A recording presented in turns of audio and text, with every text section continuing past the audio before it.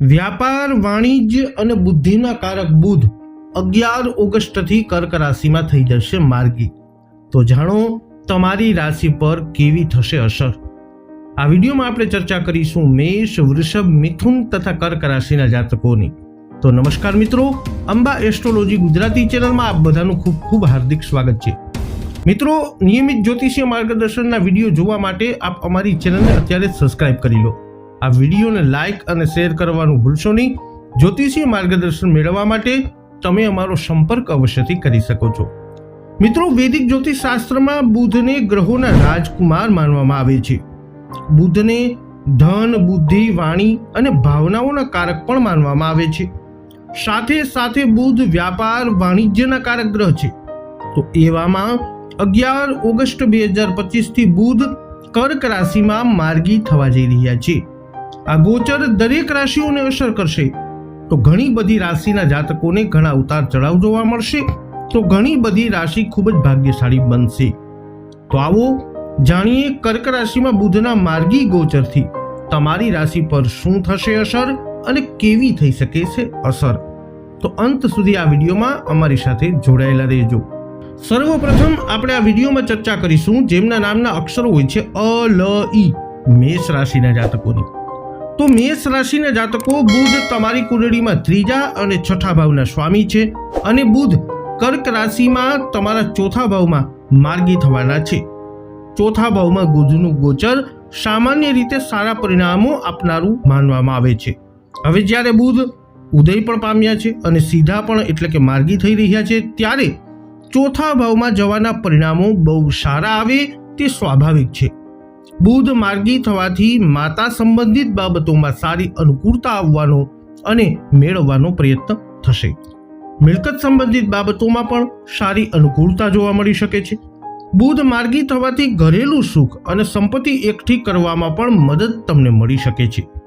બુધ માર્ગી થવાથી મોટા લોકો સાથે મિત્રતા કરવામાં પણ તમને મદદ મળી શકે છે. એટલે કે તમને બુધ માર્ગી થવાનો લાભ અવશ્ય મળવાનો છે. હવે વાત કરીશું જેમના નામના અક્ષરો હોય છે બ, વ, ઉ, વૃષભ રાશિના જાતકોની. વૃષભ રાશિના જાતકો, બુધ તમારી કુંડળીમાં 2જા અને 5મા ભાવના સ્વામી છે અને હવે તમારા 3જા ભાવમાં ગોચર કરી રહ્યા છે અને માર્ગી થવા જઈ રહ્યા છે. 3જા ભાવમાં બુધનું ગોચર સામાન્ય રીતે સારું માનવામાં આવતું નથી. જો કે કેટલાક કિસ્સાઓમાં સારા પરિણામો મળી શકે છે. ઉદાહરણ તરીકે જોઈએ કે જો 2જા ભાવના સ્વામી પોતાનાથી 2જા ભાવમાં જઈ રહ્યો હોય તો તે નાણાકીય બાબતોમાં અમુક અંશે મદદરૂપ તમને થઈ શકે છે. કૌટુંબિક બાબતોમાં પણ તે સામાન્ય રીતે તેના સ્તરે મદદ કરવા માંગશે, પરંતુ 3જા ભાવમાં બુધનું ગોચર ભાઈઓ અને સંબંધીઓ સાથે વિવાદનું કારણ બની શકે છે. તેથી આવી સ્થિતિમાં શક્ય હોય તો નકામી વાતચીત કરવાનું ટાળો. ખાસ કરી અને જ્યારે ભાઈઓ અને પાડોશીઓની સાથે કોઈ વાતચીત હોય ત્યારે તે સમયગાળા દરમિયાન શબ્દો કાળજીપૂર્વક પસંદ કરવા જરૂરી છે. આ તમને પારિવારિક સુમેળ જાળવવામાં મદદ કરશે. તે જ સમયે જો તમે સમજદારીપૂર્વક કામ કરો છો અથવા રોકાણ કરો છો તો તમને નાણાકીય નુકસાનથી પણ બચી શકશો. જો કે મિત્રો મેળવવાના મામલે અનુકૂળ પરિણામોનો સંકેત આ ગોચર તમને આપી રહ્યું છે. હવે વાત કરીશું જેમના નામના અક્ષરો હોય છે ક, છ, ઘ, મિથુન રાશિના જાતકોની. તો મિથુન રાશિના જાતકો, બુધ તમારા લગ્ન કે રાશિના તેમજ 4થા ભાવના સ્વામી છે અને કર્ક રાશિમાં તમારા 2જા ભાવમાં માર્ગી થવાના છે. 2જા ભાવમાં બુધનું ગોચર સારા પરિણામ આપનારું માનવામાં આવે છે. તેથી આવી સ્થિતિમાં ઉદય પછી બુધ હવે માર્ગી થઈ રહ્યા છે, જે સામાન્ય રીતે અનુકૂળ પરિસ્થિતિ માનવામાં તમારા માટે આવે છે. બુધની માર્ગી ચાલ તમારા માટે કપડાં અને ઘરેણાં મેળવવામાં મદદરૂપ થઈ શકે છે. વિદ્યાર્થીઓને પણ સારા પરિણામ મળી શકે છે. જો તમારું કાર્ય વાણી સાથે સંબંધિત છે તો તમારી વાકપટુતામાં સુધારો થવાને કારણે તમને વધુ સારો લાભ મળશે.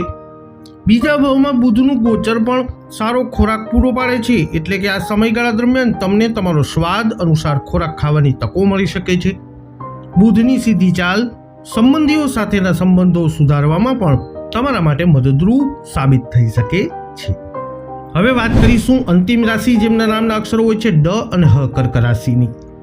તો બુધ તમારી કુંડળીમાં 3જા અને 12મા ભાવના સ્વામી છે અને કર્ક રાશિમાં તમારા 1લા ભાવમાં બુધ માર્ગી થવાના છે. કારણ કે 1લા ભાવમાં બુધનું ગોચર સારું પરિણામ આપતું નથી અને કર્ક રાશિમાં બુધની સ્થિતિ ખૂબ સારી માનવામાં આવતી નથી. આ બધા કારણોસર બુધની સીધી ચાલ તમારા માટે ખૂબ ફાયદાકારક રહેશે નહીં. તેના બદલે જો તમને પહેલાથી જ કેટલાક નકારાત્મક પરિણામો મળી રહ્યા હતા તો તે પરિણામોનો ગ્રાફ વધી શકે છે. જો કોઈ કારણોસર ભગવાનની કૃપા અથવા અનુકૂળ પરિસ્થિતિઓના કારણે તમને કોઈ નકારાત્મક પરિણામો મળી રહ્યા ન હતા તો ચિંતા કરવાની જરૂર નથી. પરંતુ સામાન્ય રીતે પ્રથમ ભાવમાં બુધનું ગોચર નબળું પરિણામ આપતું માનવામાં આવે છે. આવી સ્થિતિમાં બુધ માર્ગી થવાથી તે નબળાઈ વધી શકે છે. આવી સ્થિતિમાં નાણાકીય બાબતોની સાથે સંબંધીઓ સાથે સંબંધો જાળવવાનો પ્રયત્ન કરવો જરૂરી રહેશે.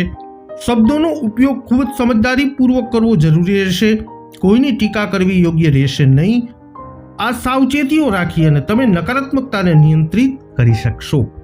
તો મેષ, વૃષભ, મિથુન તથા કર્ક રાશિના જાતકો વૈદિક જ્યોતિષશાસ્ત્ર અનુસાર 11 ઓગસ્ટથી બુધ કર્ક રાશિમાં થશે માર્ગી અને તમારી રાશિ પર કંઈક આવો કરી શકે છે પ્રભાવ. આ વિડીયો અંગેના તમારા અભિપ્રાય, મંતવ્ય શું છે કોમેન્ટમાં જણાવજો. વિડીયોને લાઇક કરજો, શેર કરજો. આપે હજુ સુધી અમારી ચેનલ સબસ્ક્રાઇબ નથી કરી અથવા આપ નવા છો તો અવશ્ય સબસ્ક્રાઇબ કરી લેજો. જ્યોતિષીય માર્ગદર્શન મેળવવા માટે તમે અમારો સંપર્ક અવશ્યથી કરી શકો છો. ફરી મળીશું નવા વિડીયોમાં. જય અંબે.